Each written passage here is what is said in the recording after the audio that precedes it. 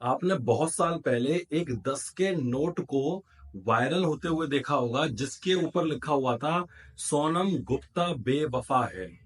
ये नोट बहुत ज्यादा वायरल हुआ था और जितने भी सोनम गुप्ता नाम की लड़कियां थी उनको टैग किया जा रहा था। लेकिन इस 9 जून की तारीख ने यह साबित कर दिया है कि वाकई में सोनम गुप्ता बेवफा है। सोनम बेवफा है, इस चीज को पूरी तरीके से 9 जून को साबित हो चुका है। असल में मामला ये है कि एक इंदौर में रहने वाले कपल की शादी होती है जिसमें लड़के का नाम होता है राजा रघुवंशी और लड़की का नाम होता है सोनम।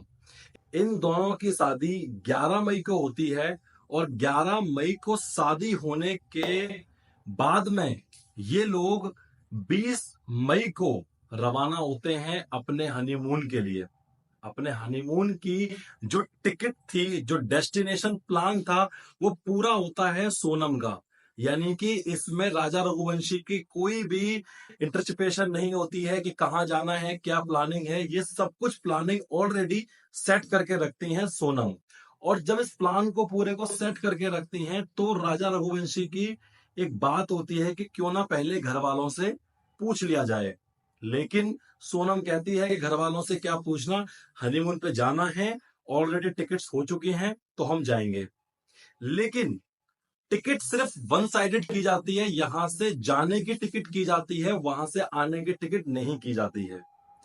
20 मई के बाद में वह पहुंचते हैं 21 मई को अपने डेस्टिनेशन पर। 22 मई को वो वहां पर घूमते हैं और एक नौगरियाट करके जगह है, वहां पर होटल लेकर के स्टे करते हैं। 23 मई को जब वो होटल से चेकआउट करते हैं तो होटल से चेकआउट करने के बाद में ये कपल गायब हो जाता है। ऐसा लगता है कि इस कपल को किसी ने देखा ही नहीं, ये कभी यहां पर घूमने आए ही नहीं, कंप्लीटली वॉश आउट हो जाते हैं, वैनिश हो जाते हैं। जब यह कपल पूरी तरीके से गायब हो जाता है, फैमिली कांटेक्ट में नहीं होता है, तब फैमिली एक रिपोर्ट लिखवाती है अपने एक नजदीकी थाने में। उसके बाद में तो मानो जंगल की आग की तरह चारों तरफ एक न्यूज फैल जाती है कि एक नव विवाहित जोड़ा, हनीमून मनाने गया जोड़ा इंदौर का, और वह मेघालय में शिलोंग में गायब हो चुका है। पूरी पूरी पुलिस फोर्स इस कपल को ढूंढने में लग जाती है कि आखिरकार एक टूरिस्ट प्लेस पर इस कपल के साथ क्या हुआ होगा जो एक पूरा कपल गायब हो चुका है, किसी को पता ही नहीं चल रहा है कहाँ हुआ गायब। बहुत सारी कहानियां मनगढ़ंत बनाई जाती हैं कि इन कपल के साथ में क्या हुआ होगा।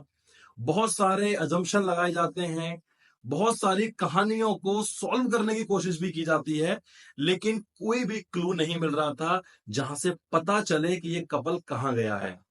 उसके बाद में 2 जून को, 23 जून से गायब होने के बाद 2 जून को राजा रघुवंशी की शोहरा के पास लाश बरामद होती है। उनकी जब बॉडी मिलती है तो बॉडी पे जो शादी के बाद में ज्वेलरी पहनी होती है, अंगूठी चैन वगैरह, वो कुछ भी उनके शरीर पर नहीं होता है। और उसी के पास मिलती है सोनम की जैकेट।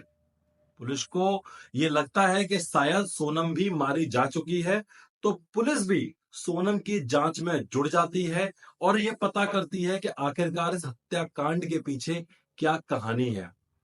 लेकिन 9 जून, ये तारीख जिसने साबित कर दिया कि सोनम वाकई में बेवफा है।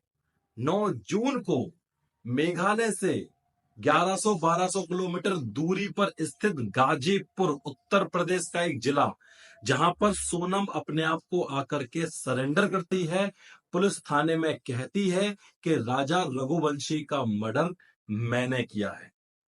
इस बात को सुनने के बाद में पूरी पुलिस फोर्स खड़ी हो जाती है और चौंक जाती है कि आखिरकार जिस गुत्थी को इतने दिन से मेघालय की पुलिस सॉल्व करने से लगी हुई है, वह यहां पर हमारे सामने खड़ी हुई है।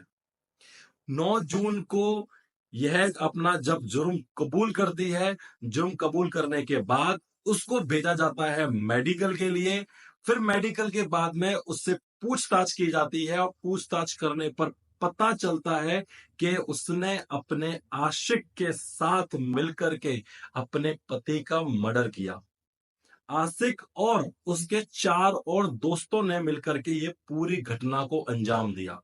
इसमें टोटल सोनम के अलावा 5 लोग और थे जो इस पूरी घटना को अंजाम तक पहुंचाया था। सोनम के बयान के बाद में पुलिस ने 5 और आरोपियों को अलग अलग जगह से गिरफ्तार किया जो इस पूरे हत्याकांड में शामिल थे। और अब सबसे पूछताछ चल रही है कि आखिरकार इसके पीछे की कहानी क्या हो सकती है। क्यों ही एक नई दुल्हन अपने हनीमून पर अपने पति का मर्डर कर देती है। आखिरकार क्या वजह हो सकती है। क्या लव ट्रायंगल इसकी वजह है, क्या प्रॉपर्टीज की वजह है, कोई नहीं जानता है। पूछताछ अभी चल रही है, सवाल बहुत हैं लेकिन जवाब नहीं है। जवाब सिर्फ एक ही इंसान दे सकता है, वो है सोनम। तो सोनम बेवफा है, ये पूरी तरीके से साबित हो चुका है। आपके इस पूरे केस पर क्या राय है, आप एक बार कमेंट सेक्शन में जरूर बताइएगा।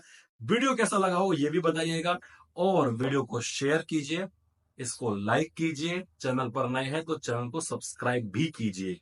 एक और चीज, इस वीडियो के बाद में, इस कांड के बाद में, ऐसा नहीं है कि पहला कांड है। ऐसे बहुत सारे कांड लगातार में पुलिस फाइल में रजिस्टर्ड हुए हैं, और रजिस्टर होने के बाद में एक ही चीज निकल के आती है। अगर आपका जीवन साथी सही है तो आपको वो जिंदगी में सारी खुशियां देता है। अगर आपका जीवन साथी गलत है तो पति को परमेश्वर मानने की जगह सीधा परमेश्वर के पास पहुंचा देता है। अपनी राय कमेंट सेक्शन में जरूर बताइएगा। मिलते हैं आपको अगली वीडियो में, तब तक के लिए जय हिंद।